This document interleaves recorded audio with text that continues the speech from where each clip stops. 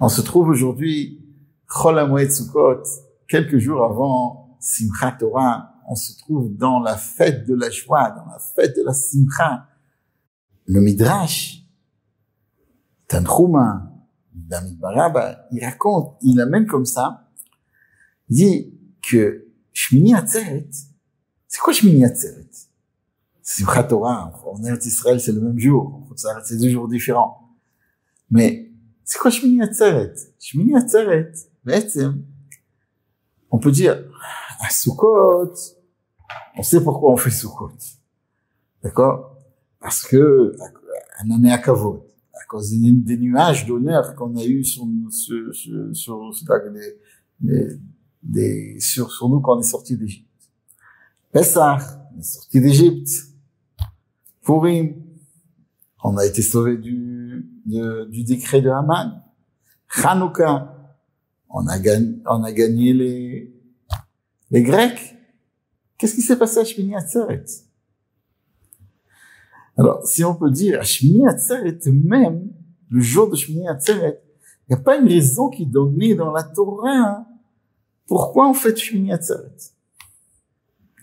Le Midrash, il dit quelque chose d'intéressant. Le Midrash, il dit que c'est comme un roi qui a fait un festin à ses enfants et qui était heureux avec eux pendant 7 jours.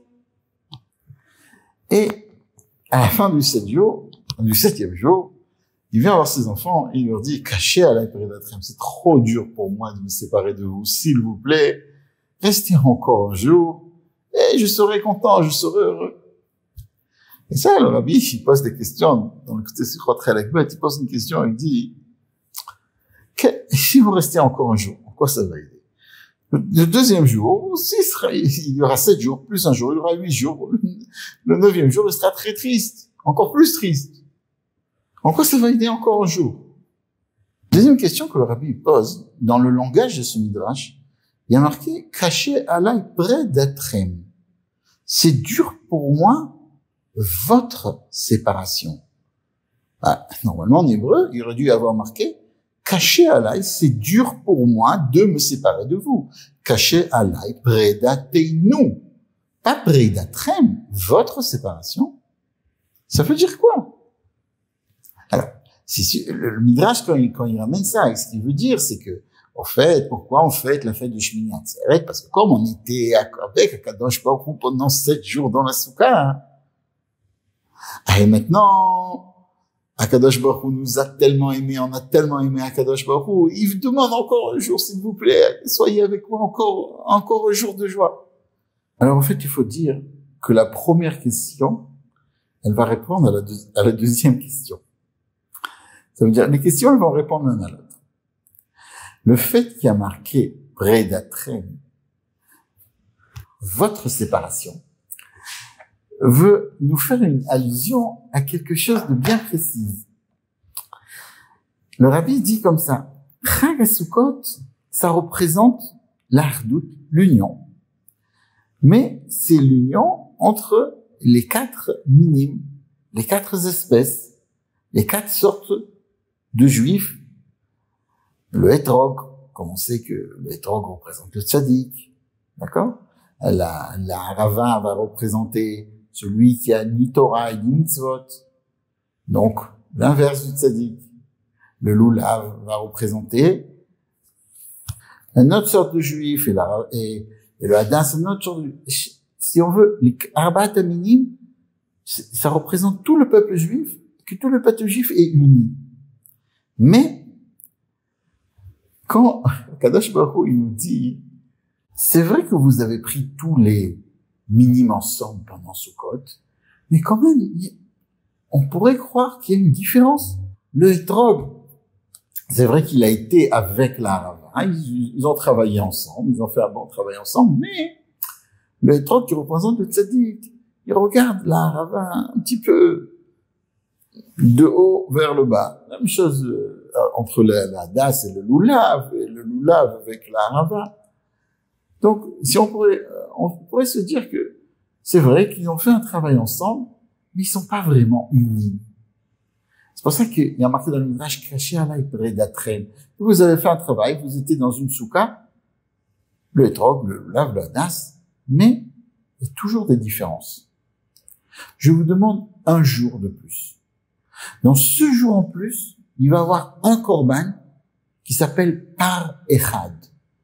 Par Echad, les Am Echad. Par Echad, ça veut dire un korban. Par, c'est le taureau. Donc, vous allez amener un taureau pour un peuple. Comme ça, la Gemara dit. Parce que je veux que vous remarquez que vous êtes vraiment, vraiment unis. Sans qu'il y ait quelqu'un qui regarde l'autre du bas en haut ou l'autre du haut en bas. Que tout le monde soit vraiment uni. Et comment on le sent de nos jours, cette union? Alors, tout le temps du Beth Amikdash, on voyait qu'il y avait Par Echad. Et donc, on a compris qu'est-ce qui se passe chez Shmini Atzeret. Shmini Atzeret, c'est la fête où on va montrer l'union. Mais dans quoi on montre tellement l'union dans Shmini Atzeret? Alors, on avait déjà raconté ça l'année dernière, dans le shiur de l'année dernière. On avait raconté que il y a une histoire que est arrivée au rabbi précédent. Ça veut dire, le rabbi précédent, il a entendu une histoire qu'il y avait un grand tzaddik qui étudiait la Torah toute la journée. Et il y avait un simple homme. Et à Simchat Torah, tous les deux, ils étaient en train de danser, de chanter. Et celui qui étudie l'érudit, il vient voir le simple. Il lui dit, mais pourquoi toi tu chantes? Moi je chante parce que j'ai étudié la Torah. D'ailleurs, entre parenthèses, on dit que à Shavuot, il n'y a pas une simcha comme à Simchat Torah. Parce qu'à Shavuot, c'est une Torah qu'on a reçue d'en haut. Akadosh Baruch Hu, il est venu, il nous a donné Anochi Hashem Elokecha. Par contre, Simchat Torah, c'est le travail qui vient du bas. Simchat Torah, on s'est fatigué, on a demandé à Akadosh Baruch Hu pardon, Akadosh Baruch Hu nous a pardonné, on a fait Yom Kippour, on a étudié la Torah. Donc il est venu le voir, il lui a dit, attends, moi je suis content parce que moi j'ai étudié, j'ai fait des choses, j'ai travaillé à Akadosh Baruch Hu. Mais toi, pourquoi tu es content? Alors on dit qu'il lui aurait répondu, excuse-moi monsieur, comme ça avec beaucoup d'anava, il était très humble, il lui a dit, si tu maries ta fille, il a dit comme ça, si tu maries ta fille, il a dit à l'érudit, si tu maries ta fille, tu serais content que je vienne être joyeux dans le mariage de ta fille? Il a dit, bien sûr, mais, et pourquoi je serais joyeux? Tu seras joyeux, parce que moi je suis joyeux. Alors tu veux participer à ma joie. Alors il a dit, tu sais, moi maintenant je danse à Simchat Torah pour participer à la joie de ceux qui l'ont étudié. En tant que frère, puisque je suis ton frère. Et si mon frère il marie sa fille, je suis content. Je suis joyeux pour le mariage je participe à la joie de mon frère. Le Rabbi Rayatz, il n'a pas aimé cette réponse. Malgré que c'est une réponse très intelligente. Il a dit non. C'est pas la joie du frère, c'est la joie de lui-même. Parce que la Torah, elle a été donnée en Yerusha, elle a été donnée en héritage. Parce que celui qui était à côté de Moshe et qui a étudié la Torah, comme Yehoshua, qui à lui appartient à la Torah. Non, la Torah, elle appartient à tout le monde. Et ça passe avec les gènes. Chaque juif, il a des gènes, des gènes qui fait partie du peuple juif. Il a aussi des gènes qui fait partie à la Torah. Une histoire que j'ai entendue du Rav Hachem Yavil Alem, c'est un sheliach à Bangkok. Alors lui, il raconte comme ça que il y a une fille qui est rentrée dans un cours et elle a dit, je veux vous raconter une histoire. Elle a raconté que elle était en Thaïlande, il y avait un gourou, elle s'est inscrite à un cours avec un gourou, etc. Et le gourou, il lui a dit, essayez de répondre, je vous pose une question, répondez tout de suite, sans réfléchir. Elle croyait qu'elle était loin du judaïsme, Torah, Mitzvot, elle croyait comme ça. Parce que quand on lui a demandé, qu'est-ce qui te monte en premier, sans réfléchir, quand on te dit, qu'est-ce que c'est un juif? Et elle sans réfléchir, tout de suite elle a répondu, un juif c'est quelqu'un qui a peur de ne plus être juif. Et après, elle était tellement choquée que elle-même, sans réfléchir, elle a répondu une réponse comme ça. Elle est venue voir le Rav Necham Villalem pour un petit peu comprendre c'est quoi son judaïsme. Mais comment ça se fait qu'elle est arrivée à ça, que un juif, ce qu'il est, le point d'un juif, c'est quoi? C'est qu'il ne peut pas se séparer d'Akadosh Baruch Hu, d'accord? Il ne peut pas se séparer du judaïsme. C'est parce que on a ça dans la Yerusha, on a ça dans nos gènes. Alors, bien sûr, il faut savoir, il y a des gens qui savent même pas qu'ils sont juifs. Mais si quelqu'un qui sait, qui a reçu un certain éducation, qui sait qu'il est juif, il a ça. Il le reçoit, cette chose-là. Et en fait, ça, c'est la joie qu'on a à Simchat Torah. La Simchat Torah est une joie extraordinaire où on nous dit, sachez, et on dit à Kadosh Baruch Hu, sache à Kadosh Baruch Hu qu'on t'aime, sache à Kadosh Baruch Hu que toi tu nous aimes, on t'aime, et si on t'aime, alors il n'y a pas de différence. Parce que dans l'amour, l'homme le plus simple, ou l'homme le plus érudit, il peut aimer ses enfants de la même manière. Et de même qu'on peut aimer ses enfants, on peut aimer Akadosh Baruch Hu, même si on est très très simple. Dans l'amour, c'est pas une question de réflexion. C'est pas une question d'être plus ou moins intellectuel. Dès qu'on sait qu'on est attaché à Akadosh Baruch Hu, du peuple juif, d'un juif réjaillit un amour, et cet amour-là nous appelle à danser, nous appelle à faire des ronds autour d'Akadosh Baruch Hu. On dit que le rond, des fois, on s'éloigne, mais après on se rapproche, on s'éloigne, on se rapproche, on tourne. Et des fois, nous aussi, avec Akadosh Baruch Hu, des fois, on est loin, on se rapproche. Il faut savoir que le Rabbi Rayat dit qu'il faut faire très, très attention à ces 48 heures et on peut, les shov, on peut puiser des otzarot. Le Rabbi dit des otzarot, ça veut dire des trésors avec des seaux et avec des tonneaux, avec begashmiut ou beruchni, begashmiut, matériellement et spirituellement. Et tout ça, on peut puiser comment? Grâce au rikudim, grâce à la joie qu'on a, grâce au fait qu'on va danser avec la Torah, avec notre réelle entité. Et si on se pose la question, à quoi ça sert tellement d'être joyeux? Quelqu'un, par exemple, il a étudié quelque chose. Bon, alors il a étudié. Alors maintenant, il a un niveau en plus, il a un niveau de plus. Et si il a aidé quelqu'un, alors l'autre personne a reçu quelque chose de lui. Donc, il a changé le monde. Mais si on est joyeux, on peut très bien être joyeux et après, quelques minutes après, être triste. Donc, joyeux, c'est pas quelque chose qui va rester à jamais. C'est quelque chose qui change. Alors, et quelque chose qui change, qu'une fois est comme ça, une fois est comme ça. Alors, c'est pas quelque chose d'amitié. Pourquoi c'est tellement important d'être joyeux? Alors, Chassidut nous explique qu'Akadosh Baruch Hu, à chaque fois, il nous demande de faire ce que lui fait. Akadosh Baruch Hu, il est rachum, il a pitié, et nous aussi, on doit avoir pitié. Et il faut savoir que si on est joyeux réellement, c'est parce qu'Akadosh Baruch Hu, il est joyeux. Akadosh Baruch Hu, il est joyeux tout le temps d'avoir créé le monde, d'avoir créé le peuple juif. Tout le temps, il est joyeux. Mais aujourd'hui, pendant la fête de Sukkot, quand les Juifs, ils ont fait tchouva pendant Yom Kippour, on est à un niveau de joie chez Akadosh Baruch Hu énorme. Aujourd'hui, si on peut dire dans cette époque-là de Simchat Torah, de Sukkot, c'est le moment où Akadosh Baruch Hu nous dit, c'est le Rosh Hashanah de la joie. Donc c'est le Rosh Hashanah de la joie, pas que chez nous, surtout chez Akadosh Baruch Hu.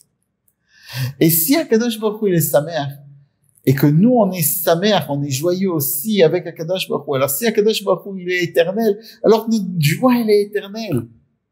C'est vrai qu'après, même si quelqu'un après Simchat Torah, il a eu une dispute avec quelqu'un, chas v'shalom, il y a eu un problème.